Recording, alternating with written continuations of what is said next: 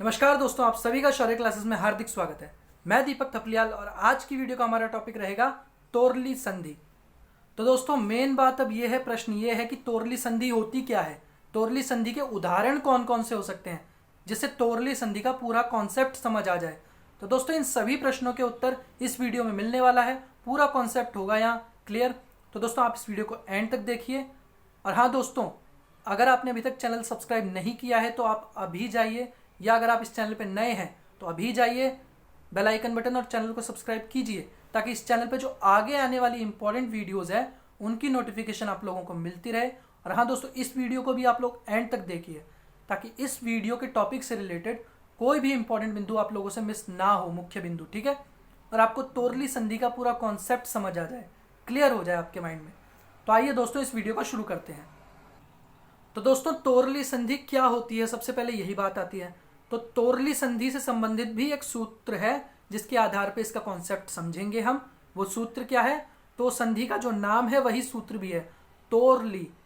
तो दोस्तों ये सूत्र है, इसकी संख्या क्या है ग्रंथ में, अष्टाध्यायी ग्रंथ में? तो वो है 8.4.60, ठीक है। तो अब इसका अर्थ जानते हैं। तो इसमें दो शब्द हैं, तोह और ली, ठीक है।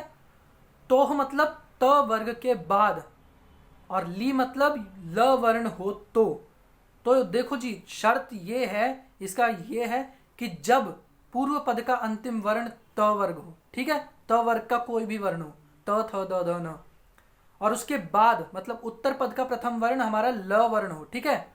मतलब त वर्ग के किसी भी वर्ण के बाद अगर ल वर्ण आता है जिसके साथ उनका संयोग हो रहा है, योग हो रहा है, तो हमारा क्या होता है? तो पर सवर्ण ल हो जाता है, मतलब ल वर्ण आ जाता है। तो जो पूर्व पद का अंतिम वर्ण है त वर्ग में से कोई भी वर्ण, वो परिवर्तित होके क्या हो जाएगा? ल वर्ण हो जाएगा। वही संगत वाला फॉर्मूला लगेगा यहाँ भी, यथा राजा तथा प्रजा, जैसा देश वैसा भेष, वही फॉर्मूला है यहाँ भी। जिसके साथ मिल रहा है वही वर्ण हो जा रहा है। तो दोस्तों पिछली जो शुत्व संधि थी उसमें सकार और त वर्ग के स्थान पर परिवर्तन होता है। ष्टुत्व संधि में क्या था? उसमें भी सकार त वर्ग के स्थान पर परिवर्तन होता है। और इसमें तोरली संधि में है त वर्ग के स्थान पर परिवर्तन होता है, ठीक है। यहाँ सकार नहीं है, यहाँ सिर्फ त वर्ग है। तो इसके साथ यदि ल वर्ण हो इसके बाद, जिसके साथ इसका मेल हो रहा है, तो ये बदल जाता है, ठीक है। ये अपने स्थान पर टिकता ही नहीं, अपना स्वरूप छोड़ देता है और ल वर्ण को ही अपना लेता है, ठीक है।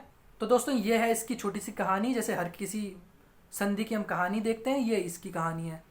अब इसे ही और अच्छे से समझेंगे आगे। अब दोस्तों इसमें एक नोट करने वाली बात यह है, एक चीज ये आप ध्यान रखें कि जो अनुस्वारस्य यही परसवर्ण सूत्र है, इस सूत्र के द्वारा क्या है? परसवर्ण की अनुवृत्ति होती है, ठीक है। परसवर्ण क्या है? वो है ल, तो उसी की अनुवृत्ति हो जाती है, ठीक है।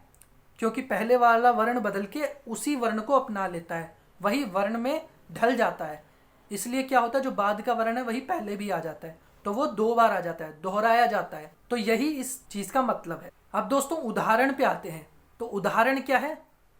उदाहरण है उद्धन लिखितम। उद्धन लिखितम है तो द क्या है? तृतीय वर्ण है, त वर्ग का है ना। तो उसके स्थान पर क्या आ गया? ल आ गया, क्योंकि बाद में क्या है? लिखितम का प्रथम वर्ण ल है, तो द जो है वो भी ल में परिवर्तित हो गया। तो उल्धन लिखितम क्या बना? उल्लिखितम हो गया ना, इसकी आवृत्ति हो रही है ना। वही उधर भी कहा गया था, ल वर्ण की आवृत्ति हो रही है। ऐसे ही दोस्तों अगला उदाहरण है तद धन लीना। अब इसमें क्या है? तद धन लीना है, मतलब द वर्ण के बाद ल वर्ण आ रहा है, तो द वर्ण ल वर्ण में बदल गया, बन गया हमारा तल्लीना, ठीक है। तो ये है हमारे उदाहरण। अब दोस्तों ऐसे ही दो और उदाहरण है। अब दोस्तों अगला उदाहरण है हमारा विद्वान धन लिखति। तो विद्वान का जो न है उसके बाद ल वर्ण आ रहा है, जिसके साथ वो जुड़ रहा है, तो न भी ल में बदल गया। अब बदल गया, लेकिन यहाँ एक चीज और ध्यान रखिए, ये न कौन सा है?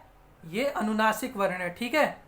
तो जब अनुनासिक वर्ण है तो इसमें क्या होता है? ऊपर चंद्र बिंदु होता है, तो वो भी आएगा साथ में।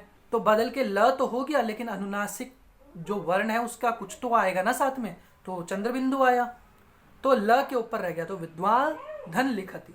अब दोस्तों बात ये आती है कि जब हम इसे जोड़ते हैं तो बनता है विद्वान लिखति, मतलब ल के ऊपर चंद्र बिंदु रहेगा, क्योंकि उसी वर्ण के आधार पे ल आया है ना न के स्थान पर, तो चंद्र बिंदु भी उसी स्थान पर रहेगा अनुनासिक। लेकिन जब हम लिखते हैं, टाइप करते हैं, तो यहाँ एक गड़बड़ है, यहाँ ना द्वा के ऊपर आ जाता है, तो विद्वान लिखती हो जाएगा, ठीक है। परंतु जो शुद्ध होना चाहिए वो विद्वान लिखती होगा, ठीक है, जो हमने ब्रैकेट में दिया है, शुद्ध ये होना चाहिए। लेकिन अब टाइपिंग में यही आता है, विद्वान लिखती हमारे स्थान पे। तो क्योंकि हम ल के ऊपर अगर चंद्र बिंदु लगाएंगे तो ई की मात्रा जो है वो नहीं लग पाएगी, और अगर ई की मात्रा लग जाएगी तो ल के ऊपर चंद्र बिंदु नहीं आएगा, वो द्वा के ऊपर ही आएगा। तो हाँ, ये भी लिख सकते हैं, यही चलता है वैसे, विद्वान लिखती ऐसे ही लिखा जाता है, लेकिन होना ऐसे भी चाहिए, ये भी ठीक है, ठीक है। तो ये दो प्रकार है। ऐसे ही अगला उदाहरण हमारा कुशान धन लुनाती। तो यहाँ भी ल, न के बाद ल है तो न भी ल में बदल गया, पहले की तरह ही अनुनासिक भी आ गया, चंद्र बिंदु कुशान लुनाती बन गया। तो ये दो उदाहरण है, ठीक है। तो इससे हमारा कॉन्सेप्ट तो क्लियर हो गया तोरली संधि का क्या होती है। अब इसके अलावा भी दोस्तों, ये जो उदाहरण हमने पढ़े, इनके अलावा भी कुछ उदाहरण है, जैसे तत् धन लय। तो त के बाद ल है तो त के स्थान पर ल आ गया, बन गया तल्लय, ठीक है। ऐसे ही जगत धन लियते, तो द के बाद ल है, द बदल के ल बन गया, जगल्लियते हो गया।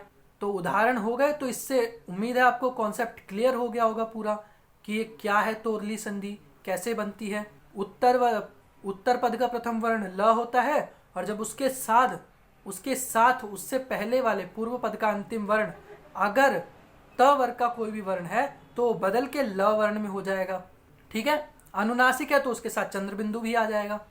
बस इतना ही फॉर्मूला है इसका, ठीक है।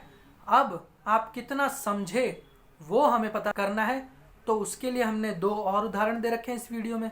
हम कमेंट करके बताइए हमें। उद धन लेखा जोड़ेंगे तो क्या बनेगा। ऐसे ही हसन लेढ़ी, ये जो शब्द है, पद है, इसको विग्रह करेंगे तो विग्रह करने के बाद कौन से दो पद हमें प्राप्त होते हैं। हसन लेढ़ी को तोड़ेंगे तो, विग्रह करेंगे तो दोस्तों ये चीज़ें आप हमें कमेंट बॉक्स में बताइए, हमें पता चले आप कितना सीख रहे हैं। आज की वीडियो में इतना ही। वीडियो पसंद आए तो इसे लाइक करिए, कमेंट करिए, शेयर करिए, और हाँ दोस्तों, सब्सक्राइब करना मत भूलिएगा। कोई विशेष टॉपिक पे वीडियो चाहिए जो आपको समझ नहीं आ रहा तो हमें कमेंट बॉक्स में बता दीजिए, अगली वीडियोस में वो कवर हो जाएगा, डोंट वरी, चिंता मत कीजिए। आज की वीडियो में इतना ही, मिलते हैं अगली वीडियो में। नमस्कार।